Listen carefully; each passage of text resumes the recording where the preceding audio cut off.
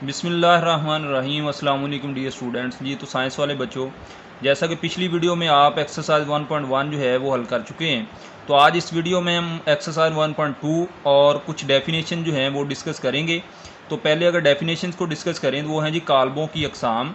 तो पहली किस्म है कतारी कालब। ऐसा कालब जिसमें सिर्फ एक ही कतार हो, मसलन एक कालब आपको नज़र आ रहा है तो उसके रुकना जी 1 और 2, और जी एक ही कतार आपको नज़र आ रही है, इस तरह के कालब को हम क्या कहते हैं? कतारी कालब कहते हैं।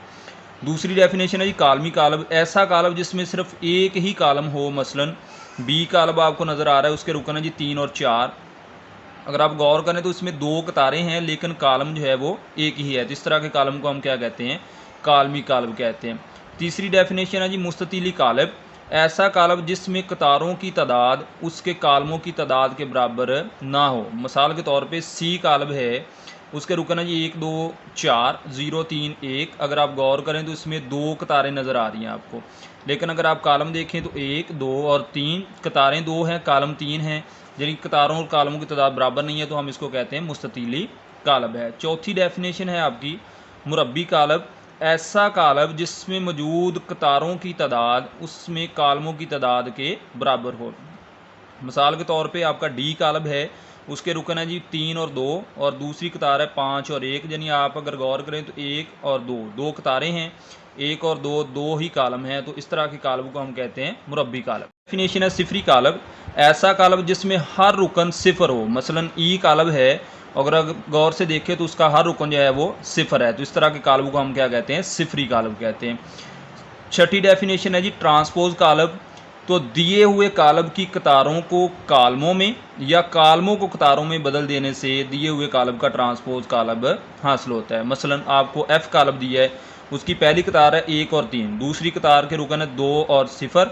अगर इसका हम ट्रांसपोज लें तो हम क्या करेंगे जी? इसकी जो पहला कालम है उसको हम क्या करेंगे? पहली कतार बना देंगे, यानी पहली कालम क्या था? 1 और 2, और उसको पहली कतार में लिख दिया आपने। दूसरा कालम क्या है जी? 3 और 0, उसको आपने उसकी दूसरी कतार बना दी। यानी हमने क्या किया? जो एफ़ के कालम थे उसकी हमने कतारें बना दी, तो इसको हम कहेंगे जी एफ़ कालब का ट्रांसपोज कालब है। सातवीं डेफिनेशन है आपके पास मनफी कालब की। तो कहता है ये दिए हुए कालब ए का मनफी कालब माइनस ए होगा अगर कालब ए के हर रुकन को उसके मनफी अंदराज में बदल दिया जाए, यानी उसके हर रुकन को हम क्या करेंगे? माइनस से ज़रब देंगे। यानी अगर ए कालब है आपके पास 3 -5 0 और 4, इसको अगर इसका मनफी कालब क्या होगा? माइनस ए, तो इसके हर रुकन को हम अगर माइनस से ज़रब दें तो उनकी अलामतें क्या हो जाएंगी? पहले से उल्ट। जमा था तो -3 हो गए, जो -5 तो जमा के 5 हो गए, जो 0 और जो जमा 4 तो ये -4 हो गए।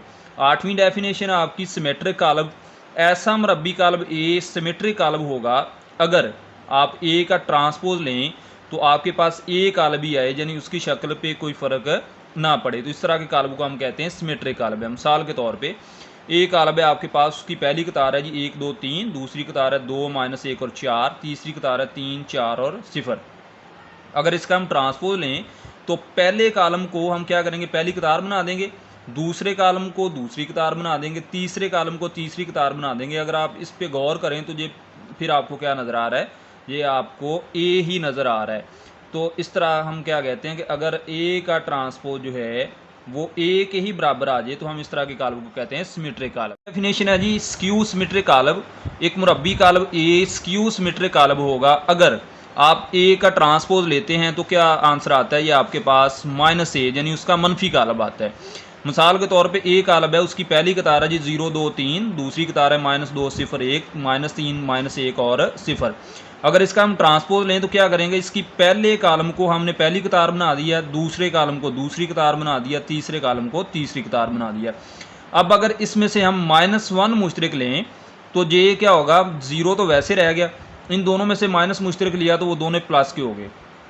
दूसरी कतार में जो प्लस का 2 था तो -2 हो गया, जो माइनस का 1 है तो ये प्लस का 1 हो गया, और इसी तरह जो 3 प्लस का है तो ये माइनस का हो गया, जो 1 प्लस का है तो वो माइनस का हो गया। ये -1 है और अंदर वाली चीज़ आपको क्या नज़र आ रही है? ये दोबारा से आपको ए ही नज़र आ रहा है, तो ये आपका किसके बराबर हो गया? -a के बराबर हो गया। तो इस तरह अगर किसी कालब का ट्रांसपोज जो है उसके मनफी कालब के बराबर हो तो हम उसको क्या कहते हैं? स्क्यू सिमेट्रिक कालब कहते हैं। 10वीं डेफिनेशन है जी वत्री कालब की, ऐसा मुरब्बी कालब जिसमें वत्र के अरकान में से कम अज़ कम एक, यानी कम अज़ कम एक या एक से ज़्यादा भी हो सकते हैं, एक रुकन गैर सिफर हो, यानी सिफर के अलावा कोई और बाकी तमाम अरकान सिफर हों। मसलन आपके पास सी कालब है, उसकी पहली कतार है 0 0 0, दूसरी कतार है 0 1 0 और तीसरी कतार है 0 0 और 3। तो ये वाले अरकान जो हैं ये वत्र के अरकान हैं, उनमें से आपको दो रुकन जो हैं वो गैर सिफर नज़र आ रहे हैं, तो बाकी सारे रुकन क्या हैं सिफर। इस तरह के कालब को हम क्या कहते हैं, वत्री कालब कहते हैं। आपकी 11वीं डेफिनेशन है स्केलर कालब, ऐसा वत्री कालब जिसमें वत्र के तमाम अरकान या अंदराज यकसा हों, यानी वो एक ही जैसे हों। मिसाल के तौर पे बी कालब है तो उसमें आप वत्र के अरकान देखें तो आपको क्या नज़र आ रहा है, 2 2 और 2, तमाम अरकान जो हैं वो एक जैसे हैं। तो इस तरह के कालब को हम क्या कहते हैं, स्केलर कालब कहते हैं। डेफिनेशन है जी वहदानी या ज़रबी ज़ाती कालब, तो एक वत्री कालब जो स्केलर भी हो और हर वत्री रुकन एक हो, यानी उसका वत्र का जो हर रुकन है वो एक हो, वहदानी या ज़रबी ज़ाती कालब कहलाता है। मिसाल के तौर पे बी कालब है तो उसमें अगर आप वत्र के अरकान देखें तो वो दोनों क्या हैं जी, एक एक है। तो इस तरह का जो कालब है उसको हम क्या कहते हैं, वहदानी या ज़रबी ज़ाती। स्टूडेंट अब स्टार्ट करते हैं एक्सरसाइज 1.2। पहला क्वेश्चन है जी दर्ज झैल कालबों में से वहदानी कालबों, कतारी कालबों, कालमी कालबों, सिफरी कालबों की शनाख्त करें और तस्दीक भी करें। जैसे आप पिछले डेफिनेशन पढ़ के आए हैं सारी, तो अगर पहला ए कालब है उसके रुकन अगर आप देखें तो 0 0 0, तमाम अरकान सिफर हैं, तो इसका मतलब ये कौन सा कालब हो गया, सिफरी कालब है। अगर आप बी कालब पे गौर करें तो उसके अरकान है जी 2 3 4, तो क्या है आपको नज़र आ रहा है जी एक ही कतार है इसके अंदर, तो इस कालम के अंदर एक ही कतार हो उसको हम क्या कहते हैं, कतारी कालब कहते हैं। सी कालब है उसके अगर रुकन देखें आप 4 0 और 6, अगर गौर करें तो आपको नज़र आएगा जी इसमें एक ही कालम है, तो इसको हम क्या कहेंगे, ये कालमी कालब है। अगर डी कालब पे आएँ, डी के अरकान देखें जी 1 0 0 1, तो अगर आप वत्र के अरकान पे गौर करें तो आपको क्या नजर आया जी, वत्र के अरकान जो हैं वो क्या हैं, 1 1 है। तो ऐसा कालब जिसमें वत्र के अरकान 1 1 हो उसको हम क्या कहते हैं, वहदानी कालब कहते हैं। ई कालब है उसका रुकन जो है वो एक ही है और वो भी क्या है, सिफर है, यानी इसके तमाम अरकान सिफर हैं, तो इसको हम क्या कहेंगे, ये सिफरी कालब है। और इसकी एक ही कतार है तो ये कतारी कालब भी होगा, एक ही कालम है तो जो कालमी कालब भी होगा। एफ कालब है तो उसके अरकान आपको नज़र आ रहे हैं जी 5 6 और 7, गौर करो तो एक ही कालम नज़र आ रहा है, तो इसको हम क्या कहेंगे, ये कालमी कालब है। क्वेश्चन नंबर 2 है दिए हुए कालबों में से मुरब्बी कालबों, मुस्ततीली कालबों, कतारी कालबों, कालमी, वहदानी कालबों और सिफरी कालबों की शनाख्त कीजिए। पहला पार्ट है जी, अगर आप देखें तो उसके अरकान है आपको 2 कतारें नज़र आ रही हैं और कालम कितने नज़र आ रहे हैं जी, 3 कालम है। तो 2 कतारें 3 कालम हैं, तो कतारों और कालमों की तादाद बराबर नहीं है, तो हम इसको कहेंगे जी मुस्ततीली कालब है। अगले में देखें तो आपके उसके अरकान क्या है जी, 3 0 और 1, अगर गौर करो तो एक ही कालम है, तो इस तरह जिसमें एक ही कालम हो तो उसको हम कहते हैं कालमी कालब है। अगला तीसरा पार्ट है उसके अरकान है जी 6 -4 3 और -2, यानी इसमें 2 कतारें हैं और 2 ही कालब हैं, तो इस तरह के कालब को हम क्या कहते हैं, मुरब्बी कालब, यानी कतारों और कालमों की तादाद बराबर है। चौथा पार्ट है उसमें आप अरकान पे गौर करो तो जी 1 0 0 और 1, जो वत्र के अरकान हैं वो आपको नज़र आ रहा है जी वो 1 1 है, तो इस तरह का जो कालब है उसको हम क्या कहते हैं, वो आपका वहदानी या ज़रबी ज़ाती कालब है। अगला कालब 5वां पार्ट है उसके अरकान है जी 1 2 3 4 5 और 6, कतारें कितनी नज़र आ रही हैं, 1 2 और 3, कालम कितने, 1 और 2, कतारों और कालमों की तादाद बराबर नहीं है, तो इस तरह का कालब जो है उसको क्या कहते हैं, मुस्ततीली कालब कहते हैं। छठा पार्ट है उसके अरकान है जी 3 10 और -1, क्या देख रहे हैं आपके, एक ही कतार है उसके अंदर, तो इस तरह के कालब को क्या कहते हैं, कतारी कालब कहते हैं। 7वां पार्ट है उसके अरकान देखिए क्या है जी 1 0 0, कितने कालम नज़र आ रहे हैं आपको, एक ही कालम नज़र आ रहा है, तो इस तरह के कालब को हम क्या कहते हैं, कालमी कालब कहते हैं। ठीक है, दूसरा इसके 3 कतारें हैं और एक कालम है, तो ये आपका मुस्ततीली कालब भी हो जाएगा। उसके बाद आपका 8वां पार्ट है उसके अरकान है जी 1 2 3 -1 2 0 और 0 0 1, कितनी कतारें हैं जी, 1 2 और 3 कतारें हैं, कालम कितने, 1 2 और 3, यानी कतारों कालमों की तादाद बराबर है, जिसको आप क्या कहेंगे, मुरब्बी कालब है।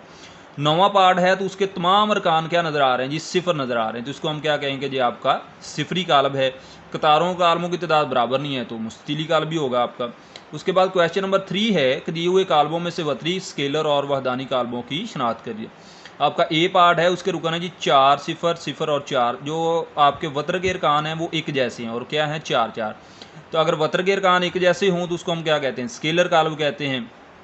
बी पार्ट है तो उसके अरकान क्या हैं जी 2 0 0 -1, उसके वत्र के अरकान के हैं जी गैर सिफर हैं, यानी सिफर के अलावा हैं लेकिन एक जैसे नहीं है, तो इस तरह के काल्व को हम कहते हैं वत्री काल्व कहते हैं। सी पार्ट है उसके अरकान देखें तो 1 0 0 1, जो वत्र के अरकान हैं वो क्या है जी 1 1 है, यानी एक जैसे हैं और 1 1 है, तो इस तरह के हम काल्व को कहते हैं वहदानी काल्व। डी पार्ट है उसके वत्र के उसके अरकान क्या जी 3 0 0 और 3, जो वत्र का कम अज़ कम एक रुकन जो है वो गैर सिफर है, तो इस तरह के काल्व को हम क्या कहते हैं, वत्री काल्व कहते हैं। ई पार्ट है उसके अरकान है जी 5 -3, उसका मतलब क्या है 2, अगला रुकन है 0 0 1 +1, ये क्या अभी हो गया 2, तो उसके जो वत्र के अरकान हैं वो क्या हैं एक जैसे हैं और 1 के अलावा हैं, तो इस तरह के काल्व को हम क्या कहते हैं, स्केलर काल्व कहते हैं।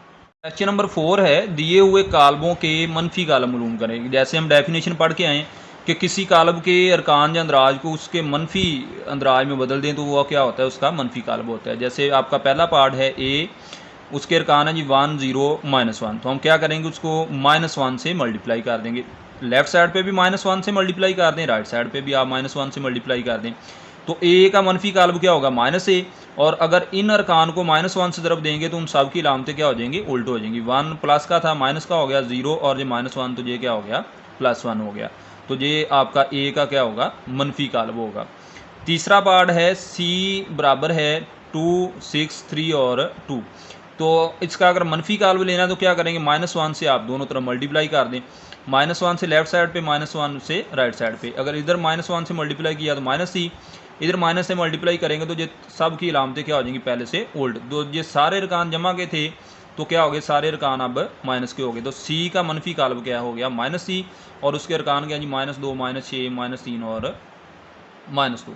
चौथा पार्ट है आपका डी बराबर है -3 2 -4 और 5, तो मनफी काल्व मालूम करने के लिए क्या करना है, दोनों तरफ -1 से ज़रब देंगे, -1 से ज़रब दी, राइट साइड पे भी -1 से ज़रब दी, तो डी का मनफी काल्व क्या हो गया, -d, और इधर तमाम अरकान की अलामतें पहले से क्या हो जाएंगी, उल्ट हो जाएंगी। माइनस के 3 थे, प्लस के हो गए, 2 प्लस का है माइनस का हो गया, ये 4 माइनस के हैं, प्लस के हो गए, ये 5 प्लस के हैं तो ये माइनस के हो गए, तो ये डी का क्या हो गया, मनफी काल्व। क्वेश्चन नंबर 5 है, दिए हुए काल्वों के ट्रांसपोज काल्व मालूम करें। तो क्या डेफिनेशन पढ़ के आए ट्रांसपोज काल्व की, कि किसी काल्व की कतारों को कालमों में या कालमों को कतारों में बदल दें तो वो क्या होता है, उसका ट्रांसपोज काल्व होता है। आपका पहला पार्ट ए है, उसके अरकान है जी 0 1 और -2, तो गौर करें तो एक ही कालम नज़र आ रहा है आपको और 3 कतारें हैं।